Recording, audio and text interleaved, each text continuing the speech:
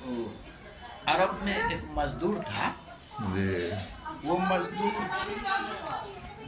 पहले रोजाना मजदूरी करता था।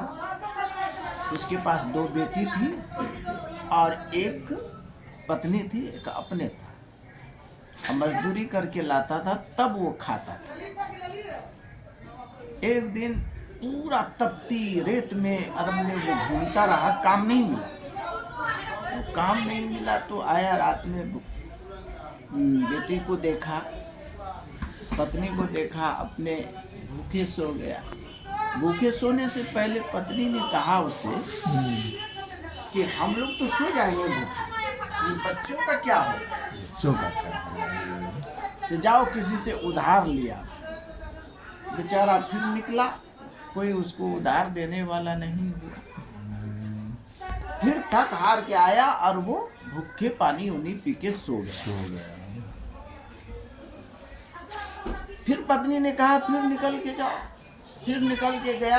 रास्ते में एक सोने की थैली, अशरफी की थैली मिली उसको। उसने उठाया। उसने कहा कि ये किसी का गिर गया है या किसी का छूट गया है, हमको उसको पहुंचाना होगा। या अगर घर लेके जाते हैं, बच्चे भूखे हैं, पत्नी ज्यादा जोर मारेगी तो उसमें से कुछ खर्चा हो जाएगा, तो ये अमानत में खयानत हो जाए। हमको 1 साल तक इसको रखना होगा। 1 साल के बाद हम इसमें से खर्चा कर सकते हैं, किसी का होगा उसको। तो एक नौजवान मक्का में ऐलान कर रहा था अरब में कि मेरी 1000 की थैली अशरफी की कहीं छूट गई है, किसी को मिला है तो वो मुझको दे दो, नहीं तो हम तुम्हें परले के दिन ईश्वर के पास इसका जवाब लेंगे, तुमसे माफ नहीं करेंगे। ये आदमी था वहाँ, कहा कि वो इसी का है, इसी नौजवान को दे। कहा कि जनाब ऐलान करने वाले, वो अशरफी मुझको मिली है, मैं घर से ला के देता हूँ। घर आया, ले गया। ले जाने के बाद उसको दिया, कहा कि हाँ ये थैली मेरी है।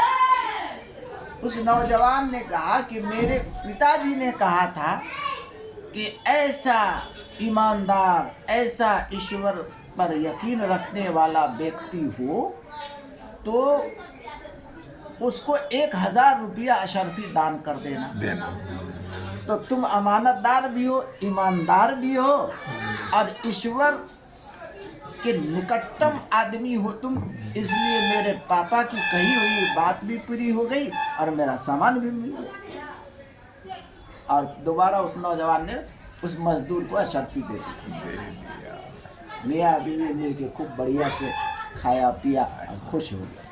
तो ईश्वर पर यकीन रखा तो ईश्वर ने उसको दिया। बिल्कुल बिल्कुल।